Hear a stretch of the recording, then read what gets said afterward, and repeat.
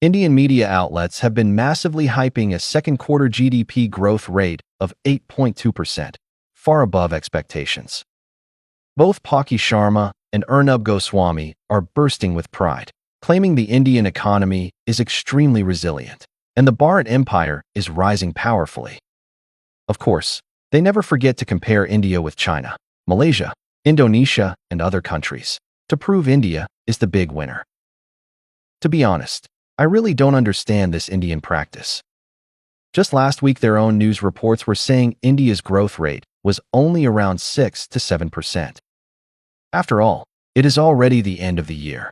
All the major authoritative global institutions have released their specific forecasts for every country, and the data for the first 3 quarters are already out, so the margin of error is very small. China's growth rate for the first 3 quarters was 5.2%. And breaking 5% for the full year is no problem at all. India is probably around 6.5%, but the Chinese economy is 5 times larger than India's, so China's absolute growth in value is far, far ahead. I have talked about Indian economic data fraud in my videos too many times already. In a country that counts cow dung as part of GDP, the economic statistics can basically only be treated as entertainment material. They completely defy common sense. Everyone can go back to my old videos and watch the comparison I did between today's Indian economy and China in 2007. In terms of production and consumption of key factors such as steel, cement, and electricity, India's numbers simply cannot support its claimed GDP figures. India's current transportation statistics, especially port throughput, are also completely inconsistent with the status of the so-called 4th largest economy in the world. As for the living standards of ordinary Indians, let alone comparing them with China in 2007, they are unquestionably behind even China in 1997. The filth, poverty, and backwardness of India are shocking.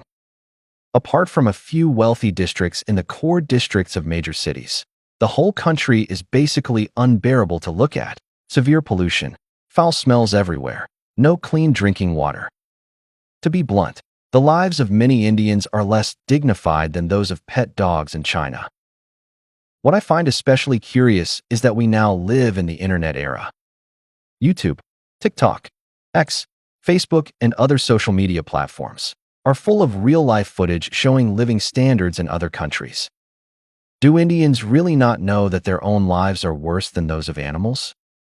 Look at the India that Paki shows in her videos. This shopping mall is supposed to be very high-end by Indian standards, right? Indians, please compare it with your own daily lives. Do you normally shop in places like this? Let me tell you, malls like this are extremely common even in China's 5th-tier cities. Practically every county-level city has them. I have several such videos on my Real China channel. Does the word shame simply not exist in the Indian dictionary? Look again at this chart claiming Indian manufacturing grew 9.5%. Indian entrepreneurs, please tell us, are your factories really full of automated production lines like this? How many unmanned factories does India have? Don't you know that the vast majority of the world's top lights-out factories are in industrial powers such as China, Germany, the United States, and Japan, with China far ahead in numbers? Does India have even one? Are the scenes in Paki's news broadcasts and your filthy slums really part of the same world? Can a few AI-generated pictures actually change the real lives of Indians? I have criticized Paki more than once for using AI to create fake images. This is a serious violation of journalistic ethics. Of course, I know Indians don't care about professional ethics anyway. This is the scam capital of the world. If you haven't told a lie in the past 24 hours, you're definitely not Indian. What's even funnier is that when a beggar fantasizes about a rich man's life, everyone can see through it immediately. Just look at this AI picture from Paki.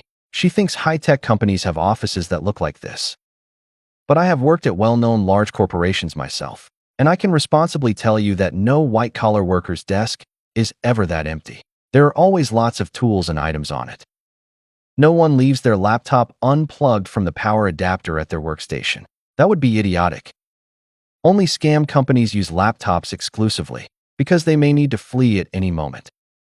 Even though scam companies no longer use the desk phones shown, because professional calling software has replaced them long ago. So do you Indians understand? You are so poor and have so little exposure to the outside world that when your AI generates a completely unrealistic fake image, you can't even spot the flaws because you simply have no idea what a real modern office looks like. First Post is considered a well-known media outlet in India, and even its staff are this ignorant. Can you imagine how terrible the working environment is for employees in ordinary Indian companies? As for the Bharat Empire's growth rate crushing Malaysia, Indonesia, and other ASEAN countries, fine, you win. I won't mention the others. Let's just talk about Malaysia, because it has large Chinese and Indian communities. Indian media should go interview the Indians living in Malaysia, walk around cities such as Kuala Lumpur, Johor Bahru, and Penang, or visit the countryside, and compare the living standards of Malaysians. Then ask yourselves whether India can reach that level in 20 years. Speaking of Malaysia, I mentioned in a previous video that my friends there say Indian neighborhoods are synonymous with low quality. As soon as residents notice more Indian neighbors moving in, they try to move away.